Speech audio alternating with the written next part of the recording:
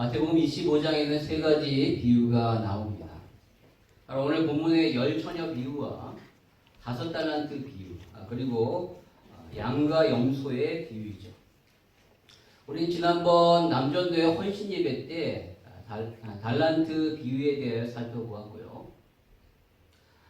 그리고 열비전과 함께 하는 캠페인을 통하여 양과 염소의 비유에 대해서도 살펴봤습니다. 그래서 오늘 우리는 마지막으로 남은 이 열처녀 비유를 살펴봄으로써 마태복음 25장 전체의 내용을 완결해 보려고 합니다. 여러분, 이 세 가지 비유는 모두 예수 그리스도가 다시 이 땅에 가운데 오실 그 종말에 관한 내용이라고 했습니다. 즉, 예수님이 이 땅에 다시 오실 때 일어나는 현상에 대한 것으로 그때는 모든 사람들이 예수님 앞에서 자신이 이 땅 가운데 행한 일에 대한 그러한 심판을 받고 그 결과는 둘로 쫙 나누어진다는 것입니다. 즉, 오늘 본문에 나오듯이 혼인잔치에 참여하는 사람이 있는가 하면 그 혼인잔치에 참여하지 않는 사람이 있고요. 또 주인의 즐거움에 참여하는 사람이 있는가 하면 바깥 어두운 데에 내쫓겨서 슬피 우는 사람이 있습니다. 또 창세로부터 예비된 그 하나님의 나라를 상속받는 자가 있는가 하면 마귀와 또한 그 사자들을 위하여 예비된 영원한 불에 들어가는 자로 이렇게 나누어진다는 거예요. 간단하게 말해서 구원받는 자와 구원받지 못한 자, 버림받은 자, 그리고 천국 가는 자와 지옥 가는 자로 나누어진다는 것이죠. 여러분, 그렇다면 여러분은 어디에 속한 사람입니까? 구원받은 사람입니까? 아니면 버림받은 사람입니까? 천국 가는 사람입니까? 아니면 지옥 가는 사람입니까? 오늘 여러분이 이것에 대한 분명한 답이 있어야 합니다. 그래야만 이 땅 가운데 흔들리지 아니하고 담대히 주님의 오심을 기다릴 수 있는 것입니다. 오늘 이것에 대한 분명한 답을 얻으시는 여러분 되시길 바랍니다. 여러분, 예수님 당시의 혼인 풍습은 대개 신부의 아버지가 잔치를 벌여서 그 신부의 친구들을 초청을 해서 그 친구들과 함께 이제 곧 열릴 결혼식을 축하하도록 합니다. 한편 신랑은요, 캄캄한 밤중에 자신의 친구들과 함께 이 신부의 집에 오는 거예요. 신랑이 어느 정도 신부의 집에 도착할 쯤에 되면 그 친구 중에 한 명이 대표로 나가가지고 그 신부의 집에 막 달려가서 자, 이제 신랑이 옵니다 라고 이렇게 외쳐서 알려요. 그러면 신부의 들러리들이 나와서 신랑을 맞이하죠. 근데 그때 그 신부의 들러리들이 각각 횃불을 들고 신랑을 맞이합니다. 그리고 신랑이 그들을 따라서 신부의 집에 들어가요. 그리고 여러 가지 절차를 통해서 거친 다음에 신부를 만나고 그 신부와 함께 그 신부의 들러리를 데리고 자기의 집에 가서 결혼식을 이렇게 행하게 됩니다. 바로 오늘 본문이 바로 이러한 문화적 배경 가운데 하신 예수님의 비유예요. 그럼 앞에서도 말씀드렸듯이 주님이 이 비유를 하신 목적은 바로 마태복음 24장에서 계속적으로 예수님이 종말에 대하여 말씀을 하셨는데 그것을 더 풍성하게 설명하시기 위하여 오늘 이 비유를 꺼내신 것입니다. 그래서 1절에 보면 25장 1절에 보면 그때에라고 나오죠. 바로 그때에는 예수님이 이 땅에 다시 오실 그 종말의 때라는 것입니다. 그런데 갑자기 주님은 천국에 대하여 말씀하시기를 천국은 마치 등을 들고 신랑을 맞으러 나간 열처녀와 같다라고 말씀하셔요. 여러분, 보통 어떤 장소에 대하여 묘사할 때는 그 장소와 더불어 다른 장소를 얘기를 해서 대꾸를 이루게 만들죠. 그래서 그렇게 설명을 해요. 그러니까 예를 들자면 우리 교회는 5성급 호텔과 같이 참으로 편안하다 라는 식으로 이렇게 얘기를 합니다. 그런데 오늘 주님은 천국에 대하여 설명하기를 천국은 마치 등을 들고 신랑을 맞으러 나간 열처녀와 같다라고 말씀하셔요. 장소를 말씀하시는데 사람과 연결해서 설명하신다는 거예요. 그럼 어딘가 맞지 않잖아요. 그렇죠? 그런데 주님이 이렇게 말씀하신 이유는 바로 주님은 지금 뭘 말씀하시고자 하는 거냐면 천국 자체에 대하여 설명하기보다 그 천국에 들어갈 수 있는 사람과 들어가지 못하는 사람에 대하여 말씀하시고자 하는 겁니다. 왜냐하면 주님이 이 땅에 다시 올 그 종말의 때는 그때 가장 중요한 것은 천국을 아느냐 그렇지 않느냐보다 천국에 들어가느냐 그렇지 않느냐가 더 중요하기 때문에 그렇죠. 만일 천국을 안다 할지라도 천국에 들어가지 못하면 아무 소용이 없는 거예요. 그래서 그때는 분명히 천국에 들어가는 사람과 천국에 들어가지 못하는 사람으로 이렇게 나누어지게 되는데, 그렇다면 천국에 들어가는 사람은 어떤 사람인가에 대하여 주님은 말씀하시고자 하신 겁니다. 따라서 오늘 이 비유는 천국에 대한 비유라기보다는 천국에 들어가는 사람과 그렇지 못한 사람들에 대한 비유다라고 할 수 있는 것이죠. 바로 주님은 이러한 사람들을 오늘 신랑을 맞으러 나간 열 처녀를 통하여 설명을 하고 계시는 거예요. 여러분, 그렇다면 여기에 나오는 열 처녀는 누구일까요? 이 땅에 있는 모든 사람들일까요? 아닙니다. 우선적으로 여기에 본문에 나오는 신랑, 여러분 신랑은 누구죠? 네, 다시 오실 예수님이죠. 그 예수님을 이 처녀들이 맞이한다라고 말하고 있어요. 그렇다는 것은 예수님을 모르는 사람들이 아니에요. 예수님을 분명히 알고 있는, 예수님을 믿는다라고 하는 교회 안에 있는 사람이라는 거예요. 교회 밖에 있는 그런 사람이 아닌 거예요. 주님이 이 땅에 다시 오실 것을 그들은 알아요. 소위 말하는 예수님을 믿는다라고 말하는 사람들이라는 것입니다. 그런데 중요한 것은 그들이 나누어진다. 그렇죠. 바로 미련한 처녀와 슬기로운 처녀를 쫙 나눠진대요. 2절 같이 한번 읽겠습니다. 시작. 그 중에 다섯은 미련하고 다섯은 슬기 있는 자라. 네, 그 열 처녀 중에서 예수님을 맞이하는 그 열 처녀들이 둘로 쫙 나눠지는 거예요. 그리고 그들의 결론은 어떻죠? 슬기로운 다섯 처녀는 혼인잔치에 참여하지만 미련한 다섯 처녀는 그 혼인잔치에 들어가지 못한다는 거예요. 즉 쉽게 말해서 한쪽은 천국에 들어가고 한쪽은 천국에 들어가지 못한다라는 것입니다. 아주 극렬한 이러한 결말의 차이가 나타나는 것이죠. 여러분, 그런데 이것은 비단 열 처녀 비유에서뿐만 아니라 그 뒤에 나오는 달란트 비유에서도 마찬가지입니다. 5달란트, 2달란트, 1달란트 받은 이 종들 역시 모두 주인의 집에 있는 사람이에요. 그러니까 주인의 집 밖에 있는 사람이 아니라는 거예요. 주인을 모르는 자도 아니에요. 그들은 주인을 다 알고 주인을 섬기는 자들입니다. 전혀 주인과 상관없는 그런 사람이 아니라는 거예요. 그런데 나중에 나눠줘요. 네. 주인의 즐거움에 참여하는 자와 바깥 어두운 곳에 버려져서 슬피 이를 울며 이를 가는 자로 나누어지는 거예요. 천국과 지옥으로 딱 나누어진다는 거예요. 그들 역시 교회 안에 있는 자라는 거죠. 여러분, 이와 마찬가지로 우리가 오늘 이 자리에 함께 예배드리지만 안타까운 것은 그때에 어떤 사람은 천국에 가고 어떤 사람은 천국에 들어가지 못한다는 거죠. 정확하게 말해서 지옥 간다는 것입니다.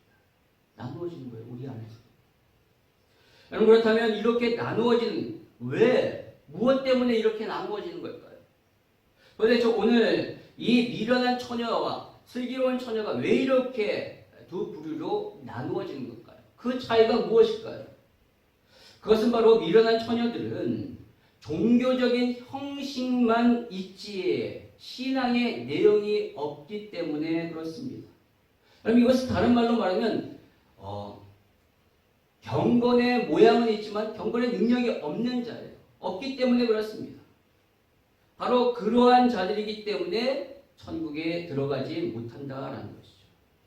오늘 본문에 나오는 열 처녀는 얼핏 보면 똑같아요. 네. 그녀들은 모두 신랑을 맞이합니다. 그리고 그녀들은 모두 신랑을 위하여 등을 가지고 있어요. 그리고 그녀들은 신랑이 늦게 오니까 다 졸았습니다. 여러분 5절에 보니까 신랑이 더디에 오므로 다 졸며 잘세라고 말하고 있어요. 미련한 처녀들만 존 게 아니에요. 슬기로운 다섯 처녀도 졸았습니다. 여러분 신랑을 기다리다가 오지 아니하니까 지쳐버린 거예요. 그러다가 피곤해서 존 것입니다. 그들이 졸았다고 해서 이것을 잘못했다라고 얘기할 수 없다라는 거예요. 그럼 저도 피곤하면 좁니다. 심지어 강단에 올라가서 말씀 전하기 전에도 졸 때가 있어요. 피곤하면 어쩔 수 없습니다. 네, 생리적인 형상을 가지고 믿음이 있다 없다라고 이렇게 얘기할 수 없다라는 거예요. 여러분 저도 이런데 수요 예배 같은 경우 하루 종일 일을 하시고 너무나도 힘든 가운데 와서 말씀을 들으면 얼마나 졸립겠어요. 여러분 잘 이해합니다. 조십시오. 상관없습니다. 예, 괜찮아요. 오셔서 조십시오. 안 오시는 것보다 나아요. 예, 오셔서 조세요. 다만 코는 골지 마십시오. 왜냐하면 방해가 되기 때문에 그렇죠. 제가 처음으로 전도사 사역을 했을 때 섬겼던 목사님이 계시는데 그 목사님은 예배 전에 꼭 조셔요. 10분 전에 맨 앞에 앉으셔서 기도하시는데 5분이 딱 지나면 조셔요. 그때부터. 근데 한 번은 조신데 코를 엄청나게 골고 주시더라고요. 그래서 너무 민망해가지고 제가 톡톡톡 깨운 적이 있습니다. 여러 번 깨웠어요. 여러분 그렇다고 해서 그 목사님이 영성이 죽었다라고 이렇게 함부로 얘기해서는 안 된다라는 거예요. 예, 우리는 그럴 수 없습니다. 여러분 우스갯소리지만 굉장히 많이 졸면서도 우리나라 최고의 가수가 된 사람이 있잖아요. 바로 이미자.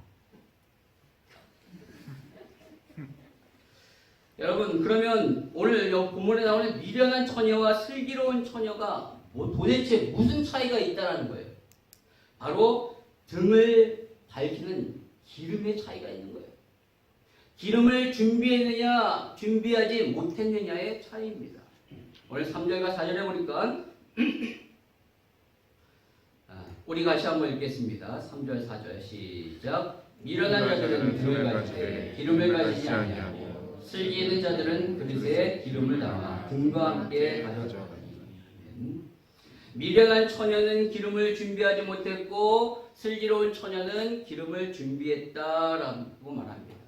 그럼 그렇다면 여기서 말하는 기름은 무엇을 의미할까요?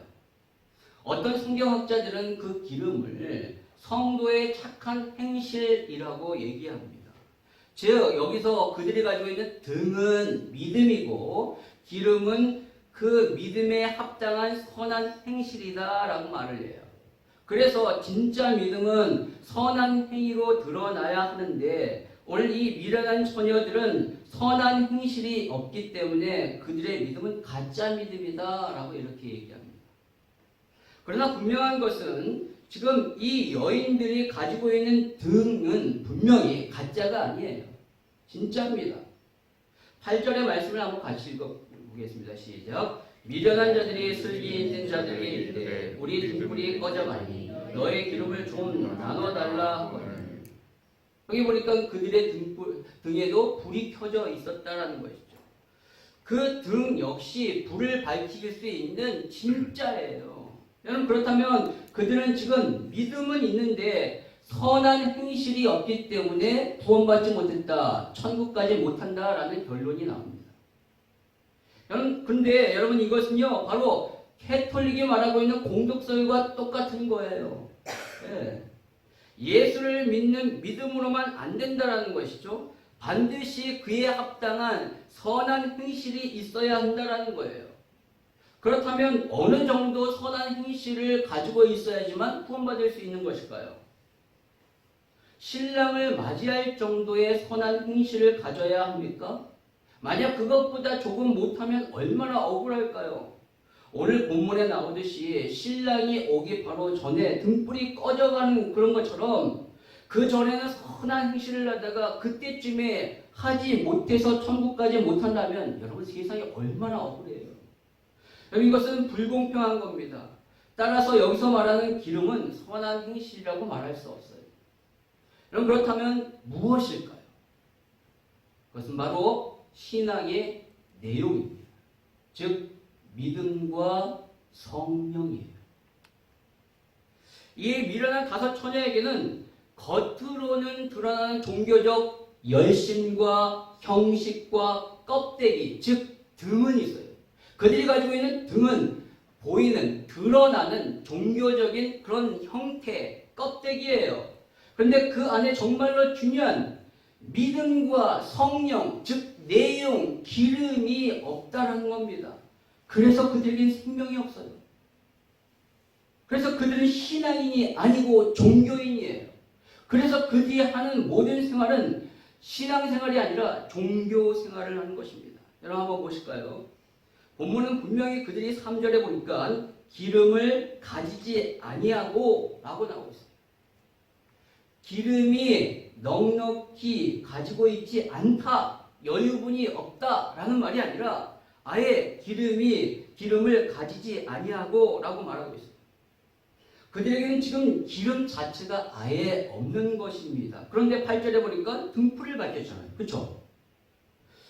여러분 그렇다면 이것은 기름을 조금이라도 가지고 있다는 것 아닙니까? 라고 얘기할 수 있는데 오늘 본문에 나오는 이 등불은요, 헬라어로 람파다스라고 해서 이것은 우리가 알고 있는 호롱불과 같은 그런 등불이 아니라 횃불을 의미합니다. 성경 사전에 보면 이것을 뭐라고 정의하냐면 수지질의 소나무로 만든 횃불이라고 해요. 수지질이라는 것은 기름기가 있는 기름 성분이 있는 소나무로 만든 횃불이라는 것이죠. 따라서 그 자체에 기름 성분이 어느 정도 있기 때문에 어느 정도 불을 밝힐 수 있는 것이지 이 처녀들이 여유분의 기름을 따로 준비한 것이 아니라는 거예요. 무슨 말인지 아시겠죠? 예. 그렇다면 종합해 보는데 이 미련한 다섯 처녀는 횃불만 있지 기름을 전혀 준비하지 않았다라는 것입니다. 무슨 말이냐면 바로 그녀들은 종교적인 형식, 열심, 껍데기는 있지만 전혀 믿음이 없고 성령이 함께 하시지 않는 그런 종교인이었다는 것이죠. 그래서 혼인잔치에 참여할 수 없는 거예요. 여러분 다시 한번 말씀드리지만 천국은 우리의 선행으로 가는 것이 아닙니다. 믿음으로 가는 것이죠. 성령이 아닌 것은 성령이 내 안에 계시지 않으면 갈 수 없습니다. 그래서 달란트 비유에서도 우리가 분명히 알아야 할 것은 5달란트, 2달란트 남긴 자가 그 주인에게 충성해서 그렇게 남겼기 때문에 그 행위로 인하여 주인의 즐거움에 참여한다라고 하기보다 우선적으로 그들이 그렇게 왜 충성하게 되었는가를 분명히 알아야 돼요. 그거를 모르면 종교로 인식할 수 있는 거예요. 종교가 되는 거예요. 우리가 종교적인 해석을 하는 거예요. 즉 그들은요, 그들 위에 있는 그 주인을 잘 알았어요. 주인이 어떠한 분이신지 그들은 아는 거예요. 주인이 나의 재능에 맞게 달란트를 주셨다. 어떤 사람에 5달란트, 2달란트, 1달란트를 주셨다. 그래서 공평한 분이시다. 그리고 그 주인은 그것을 주심으로 뭘 하기를 원하신가? 그것을 열심히 남겨서 주인에게 기쁨을 주기를 원하시기 때문에 이 사람들은 그것을 알아서 주인을 위하여 착한 마음을 갖고 열심히 충성한 거예요. 그래서 주인이 와서 그들을 결산할 때 그들을 향하여 칭찬하기를 뭐라고 말씀하셔요? 21절, 23절에 보니까 착하고 충성된 종아라고 말하잖아요. 여러분 그들이 충성했던 것은 알아요. 그런데 여기서 주인은 착하대요, 그들이. 왜냐하면 그들이 주인을 제대로 정확하게 알고 있기 때문에 그래요. 아, 얘네들이 나를 정말로 잘 알고 있구나. 주인이 얼마나 공평한지, 주인이 얼마나 사랑이 많은 분인지, 주인이 뭘 하기를 원하는지 그들은 알았다라는 거예요. 그래서 주인이 그들을 보고 착하다라고 기뻐하신 것입니다. 여러분 이것이 믿음이에요. 하나님이 어떤 분이심을 알고 그분을 사랑하는 것이 믿음이에요. 열심히 무엇을 많이 하는 것이 믿음이 아니에요. 그분이 너무너무 좋고 사랑스럽고 너무너무 자랑스러워서 그분을 위하여 그렇기 때문에 충성하는 거예요. 그것이 바로 믿음이 행위로 드러나는 것이라는 거죠. 거꾸로 되면 아니에요. 안 되라는 거예요. 우리가 열심히 했기 때문에 그분을 사랑하는 것이 아니라 그분이 너무너무 사랑스럽고 좋기 때문에 열심을 품는 거라는 것이죠. 여러분, 그러나 한 달란트 받은 자는 어떻습니까? 주인을 제대로 알지 못했어요. 아니, 잘못 알았습니다. 주인이 어떤 사람을 알고 있냐면 주인은 마음이 굳은 사람으로 생각한 거예요. 그래서 심지 아니한 데서 거두는 자다라고 아주 이상한 사람으로 생각한 거죠. 아니, 심지도 않는데 걷는다. 아주 이상한 사람이잖아요. 근데 이 한 달란트 받은 자는 그렇게 주인을 알고 있는 거예요. 자신에게 이 한 달란트밖에 주지 않은 것에 대한 불공평한 사람으로 여기는 거예요. 다른 사람은 5달란트, 2달란트 줬는데 왜 나는 한 달란트? 그 재능에 따라 각각 주었는데 모르는 거예요. 그러니까 주인이 밉죠. 너무 이상한 사람으로 생각이 드니까 전혀 그를 위하여 일하고 싶지 않은 겁니다. 나중에 주인이 와서 그를 향하여 뭐라고 얘기합니까? 26절에 보니까 악하고 게으른 종아. 그가 게으르다라는 것은 알아요. 근데 왜 악합니까? 그가 어떤 악을 저질렀어요? 그가 악한 짓을 한 것은 없잖아요. 그런데 주인이 왜 이렇게 얘기합니까? 바로 네가 나를 그렇게 알았냐는 거예요. 네가 나를 그렇게 잘못 생각했다는 그것이 악하다는 것이죠. 나를 악한 주인으로 여겼던 것, 이상한 주인으로, 불공평한 주인으로 여겼다는 것, 그래서 악하다는 겁니다. 여러분, 그렇다면 이 종은요, 믿음이 없는 사람이라는 거예요. 그 주인을 잘못 알고 있고 믿지 않았기 때문에 열심을 품지 않은 거예요. 따라서 그가 주인의 즐거움에 참여하지 못하는 이유는 우선적으로 일하지 않기 때문에 아니라 우선적으로 그 주인을 악하게 여겼기 때문에 믿지 않았기 때문에 그런 거예요. 여러분, 양과 염소도 마찬가지예요. 그 뒤에 나오는 비유도. 오른편에 선 사람이 천국 가는 것은 그들이 줄이고 목마르고 헐벗은 사람을 도왔기 때문에 천국에 가는 것이 아니라 33절에 나오듯이 그들이 오른편에 선 양이기 때문에 가는 거예요. 그런데 그들의 삶을 자세히 살펴보니까 그들이 선한 삶을 살았다. 그리고 그렇게 가난하고 힘들고 어려운 사람들을 도와줬다라는 거예요. 따라서 그들은 행위로 천국 가고 구원받는 것이 아니라 믿음으로 양이 됐기 때문에 구원받고 천국 가는 것입니다. 믿으십니까? 오늘 본문 역시 슬기로운 5 처녀가 혼인잔치에 참여할 수 있는 것은 그들이 신랑 되신 예수님이 오실 때까지 선한 행실을 많이 했기 때문에 그런 것이 아니라 바로 기름이 있었기 때문에 그렇습니다. 즉 믿음과 성령이 있었기 때문이라는 것이죠. 여러분, 이것을 분명히 아셔야 돼요. 그렇다면 여러분에게는 기름이 있습니까? 예수님을 향한 믿음 그리고 성령님이 여러분 안에 계십니까? 오늘 그것을 확인하시기 바랍니다. 그것이 확인되지 않으면 이 땅 가운데 분명히 흔들려요. 여러분, 기름이 있으면 불이 붙게 됩니다. 그래서 신랑이 오면 맞이할 수 있게 됩니다. 그런데 여러분, 여기서 한 가지 놓치지 말아야 할 것은 슬기로운 처녀들이 기름을 준비했어요. 그런데 그들이 준비한 양이 어느 정도였냐는 거예요. 오늘 본문의 9절에 보면 우리와 너희가 쓰기에 다 부족할까 하노니라고 말하고 있습니다. 그럼 여기에 쓰기에라고 나오는 단어는 바로 헬라어로 아르케오라고 하는데 그 의미는 뭐냐면 한 사람 혹은 몇 사람이 쓰기에 부족함이 없기 충분하다라는 뜻이에요. 즉 내가 혹은 우리 슬기로운 처녀들이 쓰기에는 부족함이 없어요. 충분해요. 그러나 너희와 미련한 처녀들과 함께 쓰기에는 부족하다라는 겁니다. 여러분, 그렇다면 슬기로운 처녀들은 자신이 쓰기에 넉넉히 기름을 준비한 거예요. 즉 신랑이 언제 올지 모르기 때문에 언제든지 오더라도 그를 맞이할 수 있을 정도로 충분히 넉넉히 준비했다는 거예요. 여러분 이게 무엇을 의미할까요? 기름은 성령이라고 했어요. 그렇다면 그 기름을 충분히 준비했다는 것은 바로 성령 충만함을 의미합니다. 예. 신랑이 올 때까지 주님이 오기 전까지 성령 충만함으로 준비했다는 거예요. 그럼 성령은요 우리의 힘으로 얻는 것이 아니에요. 하나님이 부어주십니다. 예수님을 믿음으로 말미암아 내 안에 성령이 들어오게 계십니다. 내주하게 계십니다. 그러나 우리는 주님이 오실 때까지 늘 뭐 해야 된가? 그 성령의 충만함으로 그분을 맞이해야 돼요. 성령 충만함은 단 한 번의 경험으로 끝나는 것이 아니라 날마다 사모하고 매일 경험해야 합니다. 그래서 주님 오실 때 성령 충만하며 주님을 맞이해야 한다라는 것이죠.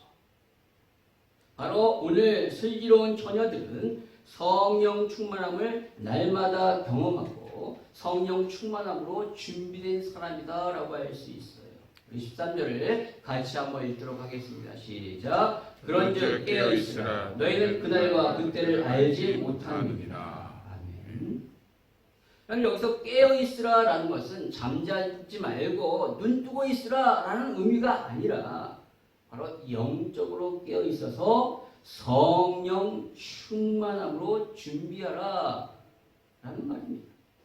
즉 말씀과 기도, 성령 충만함 받아서 언제 오실지 모르는 그 주님을 맞이하라 라는 뜻이죠. 여러분, 저와 여러분은 등을 가지고 있는 사람입니다. 여러분이 오늘 이 자리에 계신다는 것 자체는 바로 등이 있다는 거예요. 즉 신앙의 형식과 열심, 기독교적인 문화가 여러분에게 있다는 거예요. 하지만 그것으로 충분하지 않습니다. 여러분 이제 여러분에게 확인되어야 할 것은 바로 믿음입니다. 과연 겉으로 드러나는 종교적인 이 모습은 있는데 네 안에 믿음이 있는가? 경건의 능력이 있는가라는 것을 확인해 봐야 돼요.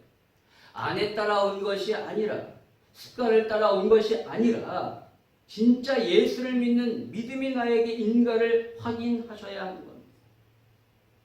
그분이 예수가 정말로 나를 위하여 십자가에 죽으시고 3일 만에 부활하셔서 나를 구원하셨다는 사실이 내 마음에 절실히 느껴져야 해요. 그리고 그분이 지금 성령으로 나와 함께 하신다는 사실이 정말로 느껴져야 합니다. 그리고 그분이 마지막 때에 다시 이 땅에 오셔서 나의 삶을 평가하신다는 그 사실 앞에 담대히 주님을 맞이할 수 있느냐를 체크하셔야 해요. 이것이 바로 확인되어야 됩니다. 그렇다면 이것이 확인됐다면 지금부터 저와 여러분이 해야 할 것은 바로 성령 충만합니다. 날마다 성령의 기름 부으심으로 주님 맞을 준비를 하시기 바랍니다. 말씀을 보십시오. 기도하십시오. 찬양하십시오. 그리고 선한 일에 힘쓰십시오. 그것이 바로 성령 충만함 받는 길입니다. 이번 한 주간도 성령의 기름을 충분히 준비하셔서 주님 오실 준비를 잘 하시는 여러분이 되시길 바랍니다. 특별히 25주년 창립 설립 25주년을 맞는 우리 충현교회가 그런 성령 충만한 교회가 되기를 간절히 소망하며 주님의 이름으로 축원합니다. 아멘.